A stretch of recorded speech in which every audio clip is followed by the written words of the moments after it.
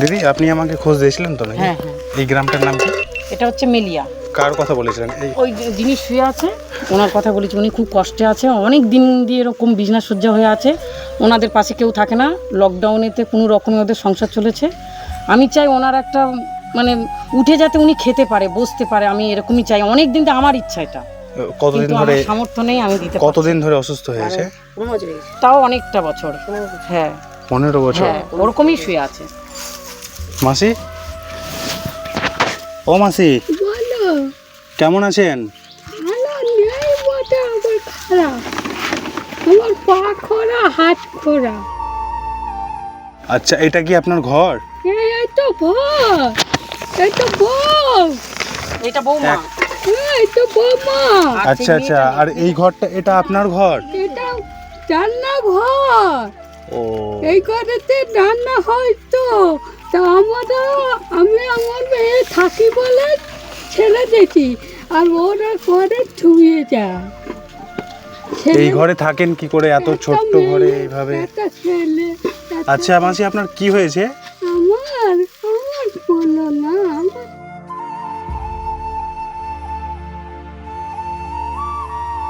আগে উনি সংসার চালাতো শাকটা তুলে। সব ছোটে। ও আচ্ছা আচ্ছা আচ্ছা আচ্ছা, কোনো সরকারি কি সুযোগ সুবিধা পান উনি? না কিছু পাই। আপনি হচ্ছেন ওনার বৌমা, তাই তো? এটা আপনার বাড়ি? আমার বৌমা। আপনার আচ্ছা। হাজবেন্ড কি করে? উনিও কিছু করতে চায় না, হঠাৎ কুঁড়ে মুখ জোরের কাজ, আগে কোনো কাজ জানতো না, আমার পাল্লায় পড়ে পড়ে জোরের কাজ করতো। আগে 100 টাকায় কাজ করতো। ও কিন্তু কাজ না করলে সংসার কি করে চলবে? ওরকম ওই যে একটা বেবি আছে। আচ্ছা, এটা হ্যাঁ। নাম কি তোমার? হয় না। ওই বাবা কাজ করে না, বাবাকে কিছু বলো না? আমার বাবা রে। বাবা আমাদের একটু স্কুলে পড়ো তো তুমি? একটু যেহেতু স্কুলে পড়ো? হ্যাঁ স্কুলে পড়বে। হ্যাঁ, কোন ক্লাসে পড়ো তুমি? 3? মাথা রেজাল্ট করে ভালো, যেহেতু গরিব মানুষ তো পড়াশোনার এতে রেজাল্ট ভালো, খুব সুন্দর। আচ্ছা। এবারে যেহেতু পড়াশোনার টাকা পয়সার ব্যাপারে তো ভালো স্কুলে ভর্তি করতে পারিনি হয়তো, কিন্তু মাথা ভালো। খাওয়া হয় না, তা কি করে তারা পড়াশোনা করাবে? চিকিৎসা করালে কি ঠিক হবে মনে হচ্ছে? যেহেতু ইয়াতে 1 সপ্তাহ ছিল, 1 সপ্তাহ রাখা হয়েছিল, আমরা নিয়ে গেছিলাম সব, 1 সপ্তাহ রাখা হয়েছিল। এবার ওরকম বলে বাড়িতে নিয়ে যাও, চিকিৎসা করো, হয়তো মেসেজ করলে উঠে যেত। বিনা চিকিৎসায় তখন যদি হতো ভালো, এখন হবে কি এখন কি ওষুধ পানি মানে চিকিৎসা চলছে কি? অকেজ হয়ে গেছে, আর ইচ্ছে করেও আর পয়সা নেই, তাও চেষ্টা করি না। হতো যদি তাহলে করতাম।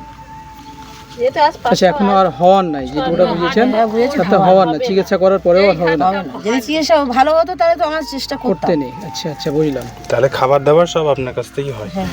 এই কাজ করে, বাইরে লোকের বাড়ি কাজ করে। ও আচ্ছা, এবারে মানে খুব অভাবেরই সংসার। ওভাবে সংসার বলে। আচ্ছা আচ্ছা দিদি, একটা কথা বলি আপনাকে। আপনি যে লোকের বাড়িতে কাজ করেন কত টাকা করে পান? ওই 1000 টাকা 900 টাকা এরকম পাই। মাসে? এটা কি মাসে পান? হ্যাঁ মাসে মাসে। 800 তাতে কি হয়? 1000 টাকা হয় না, কেউ দেয় না। 1000 টাকা মাসে পান? হ্যাঁ মাসে পাই। দিন গুনতি করলে কত হবে? মানে বেঁচে থাকতে হয় তাই। উনি ওই কোনো শখ বিলাসিতা নেই, শুধু বেঁচে থাকতে হয় তাই। 5টা, হ্যাঁ তাহলে কোনো শখ 5টা বিলাসিতা লোক, নেই। এই একটা লোকের উপরে ভরসা। যেহেতু স্বামীটাও কাজে যায় না, ওই 1000 টাকার উপরে ভরসা করে এই 5টা ইয়ের উপরে এনার আচ্ছা উপরে ভরসা। আপনি বলুন তো, এখনকার দিনে 1000 হয় টাকায় না তো, আমরা বোঝাই এদেরকে কি ওই যে ওর একটা এখন ছেলে আছে, আমি কি বলবো, এই ছেলেটা এখন স্কুলে পড়ে, একদম এখানকার কেউ কোনো স্কুলে সাহায্য অ্যাডমিশন ফিজ আছে, তারপরে একটা ভালো যদি টিউশন পড়ায়, টিউশন 500 টাকা মান্থলি ভালো। টিউশনি। কখনো তো ইচ্ছে হয় যে ভালো মন্দ খাবার, তাহলে হয় না। বলেন সেটাও তো করতে পারে না। আপনি বললেন যে ওনার ব্রেন খুব ভালো, হ্যাঁ, খুব এবার সুন্দর পড়াশোনা প্রেম। করাতে ওর গেলে মানে ফার্স্ট হয়, ওই যে এনাদের ওইদিকে ফার্স্ট সেকেন্ড, এখন যেহেতু আরেকটুখানি চাপ পড়ে গেছে বলে 2 বছর ওই যে যেখানে অনুষ্ঠানটা হচ্ছে ওর পাশে একটা স্কুল আছে, ওখানে পড়াশোনা খুব সুন্দর ব্রেন, মানে ওর মা আগ্রহ আছে ছেলেটাকে পড়ায়, কিন্তু যেহেতু পয়সার জন্য ওকে মানে ভালো ছেলেগুলা, করতে ব্রেনিয়াল পারছে না। ছেলেগুলা এই জন্যই ধরেন ঝরে পড়ে। দিদি আপনাকে আমি একটা কথা দিয়ে যাই, ঠিক আছে? আমার বাড়ি কিন্তু মুর্শিদাবাদ আপনি নাম শুনেছেন? হ্যাঁ নাম শুনছি, জানেন? না যাইনি। বাবা মুর্শিদাবাদ আমার ছেলে গেছে। আচ্ছা, আপনার ছেলে গিয়েছিল মুর্শিদাবাদ? মানে এখান থেকে প্রায় 250 কিলোমিটার। অত দূর থেকে এসেছি, আপনাকে আমি একটা কথা দিয়ে যাচ্ছি, আপনার ছেলেকে আপনি পড়াশোনা ঠিক মতো করাবেন, ঠিক আছে? ওর যাবতীয় খরচ আমরা কিন্তু আসবো, প্রতি মাসে মাসে আসবো, আমরা দিয়ে যাব। আচ্ছা, বুঝতে পেরেছেন তো? আমার থেকে একটা কথা বলবো দাদা, বলুন। মানে আমার ইচ্ছা এটা, মানে ধরো এনা তো বাড়ি থাকে না, আর 24 ঘন্টা এরকম শুয়ে থাকে, একটা মানুষ তো কম করে শুয়ে থাকতে পারে না।